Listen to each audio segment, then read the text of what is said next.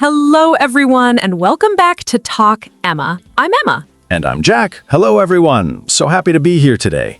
And today is something very honest, very real, and something that might change everything about how you think about your English journey. Because today, we are not teaching grammar. We are not teaching vocabulary. We are not explaining tenses.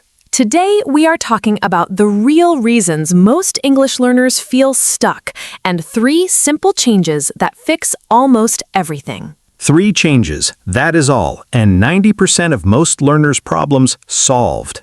And before we start, please subscribe to Talk Emma. New episode every single day. Share this with one friend who feels stuck with their English right now. Okay, 3 changes. Let's go. Emma, before we start, I want to ask you something. Go ahead. Do you know the words happy, tired, good, bad, because, I think, maybe? Of course, everyone knows those words. And if someone walked up to you right now and said, "Tell me about your day," could you answer using those words? Easily. I am having a really good day, actually. A little tired, but happy. Simple words, full, clear answer. You just used basic vocabulary and communicated a complete, natural idea without thinking. Very easily, very naturally. So, here is the point.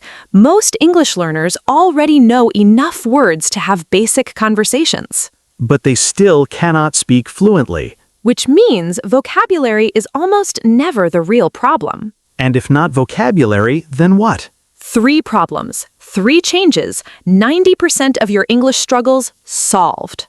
Let's break them down, one by one. Problem 1, fear. And this one, the most powerful, the most invisible, the most misunderstood. Because most learners think, if I'm struggling to speak, I must not know enough words. But that is almost never the real reason. Think about it this way. Imagine you're standing in front of someone. They ask you a question in English. A simple question, something like, what do you do for work?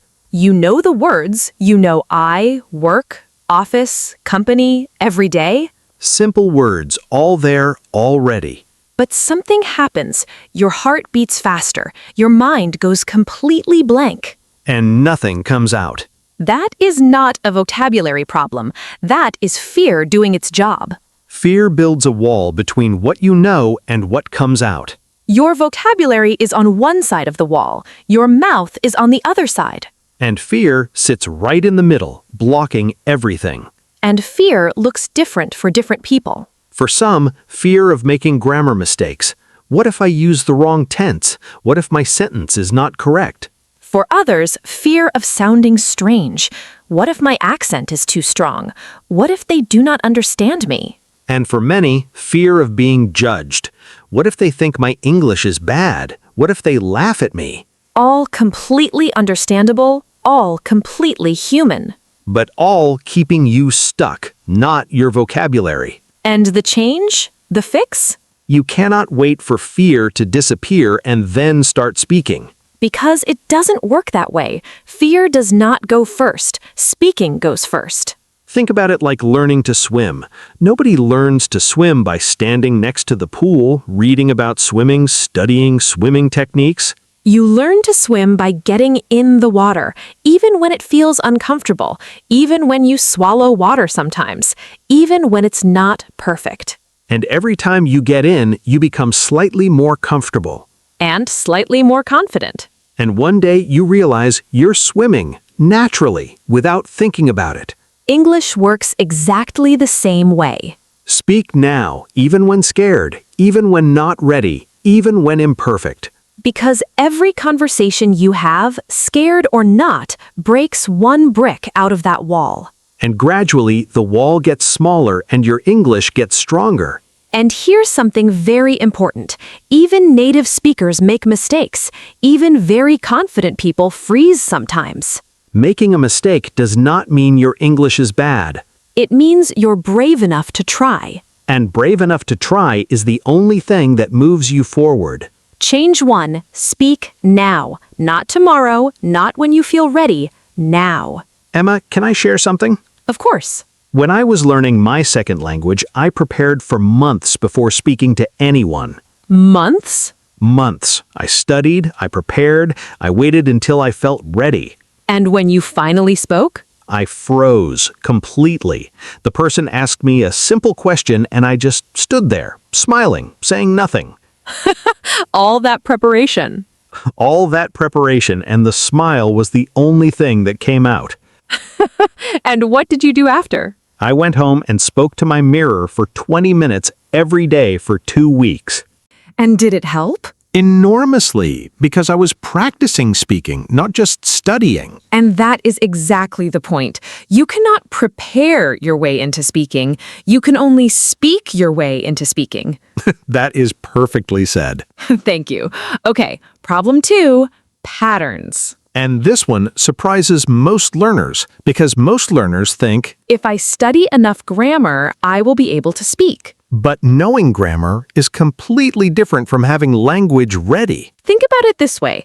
Imagine you want to bake a cake, and someone gives you all the ingredients: flour, sugar, eggs, butter. You have everything you need. But without knowing the recipe, without knowing how to put them together, you cannot bake anything. And this is exactly how most learners approach English. They collect ingredients, vocabulary, grammar rules, tenses. But they never learn the recipe, the patterns, how to put everything together naturally. Fluent speakers do not build sentences from scratch every time they speak. They have ready-made patterns, structures they can reach for automatically. Like, to be honest with you, when sharing something genuine, what I find interesting is, when sharing an observation, I tend to, when describing a habit, the thing is, when explaining something important. These patterns, you do not think about the grammar. You do not think about the tense. You just reach for them. Like a chef reaching for a recipe they have made 100 times.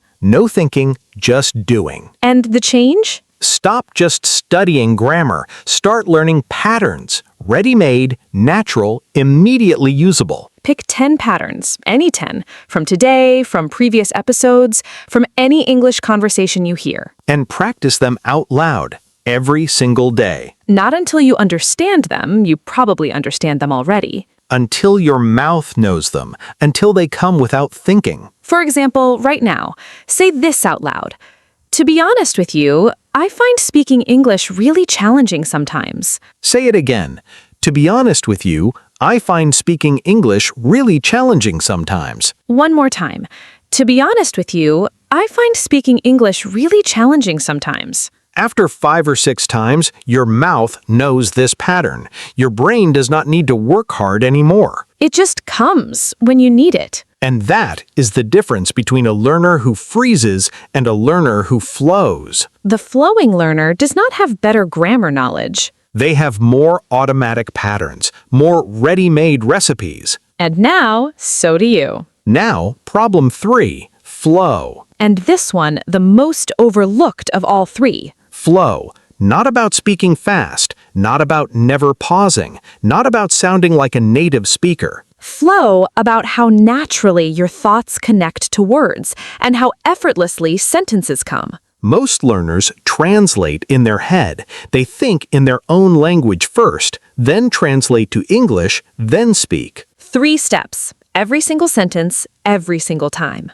And that translation step, that's what breaks the flow. That's what causes the pausing, the freezing, the searching. Think about English like a muscle you haven't trained enough yet. Not a weak muscle, not a broken muscle. Just an untrained one. And muscles only get stronger one way, by using them consistently, regularly, every day. You cannot get stronger by reading about exercise, by watching exercise videos, by studying exercise techniques. You have to exercise. That's the only way. And English flow works exactly the same way. And there are 2 very specific ways to train your flow that we want to share today. Method 1. Shadowing. Shadowing means listening to a short sentence in English and then immediately repeating it, copying not just the words, but the rhythm, the natural speed, the stress, the tone. For example, you hear someone say,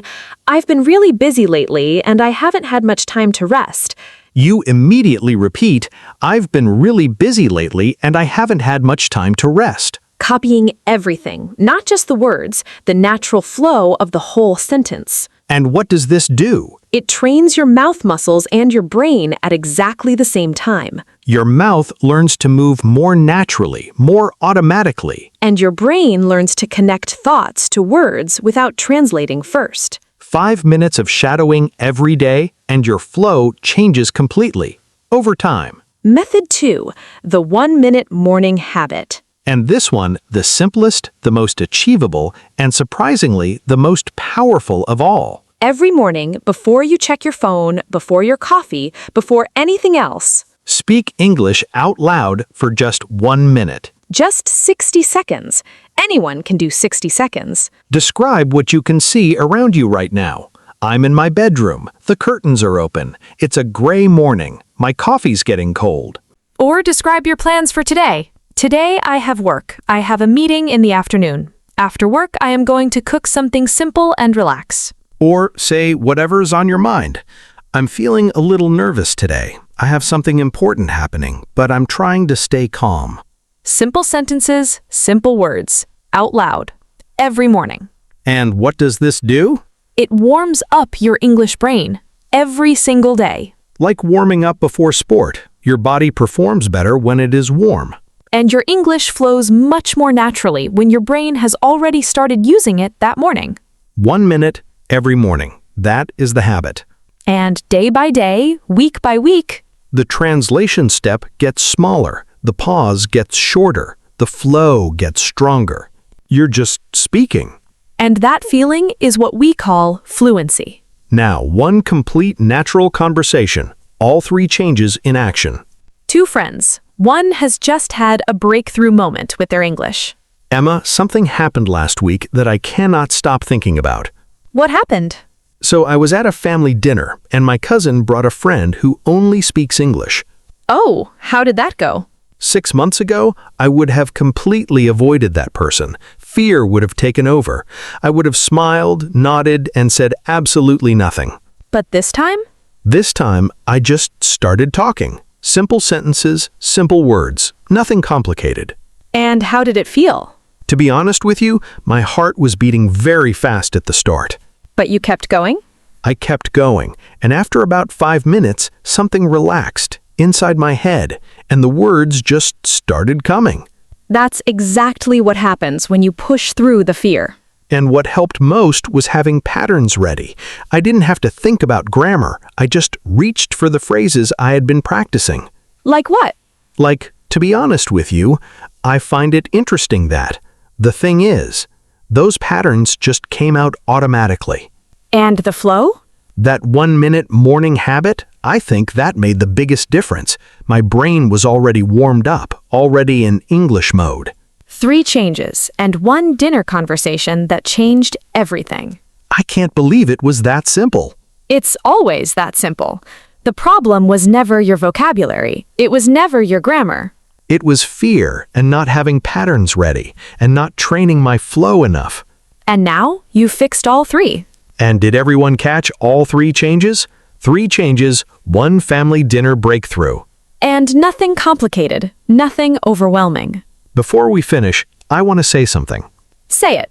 If you're listening right now and you feel stuck, The answer is almost certainly not learn more vocabulary. the answer is almost certainly not study more grammar. The answer is almost always change how you practice. 3 changes, starting today. Because here's the most important truth of this entire episode. You have the words. You have the knowledge. You just need to let it out. And these 3 changes help you do exactly that, starting today, not tomorrow. If today's episode changed how you think about your English, Please like this video, subscribe to Talk Emma, share this with one friend who feels stuck with their English right now. and leave us a comment. Which of the 3 do you need most? Fear, patterns, or flow? Or try the 1 minute habit right now. Write 1 sentence in English below. We read every single comment. Everyone. Thank you for being here. See you in the next episode. Until then, Keep talking, Keep learning and keep growing. Bye, everyone.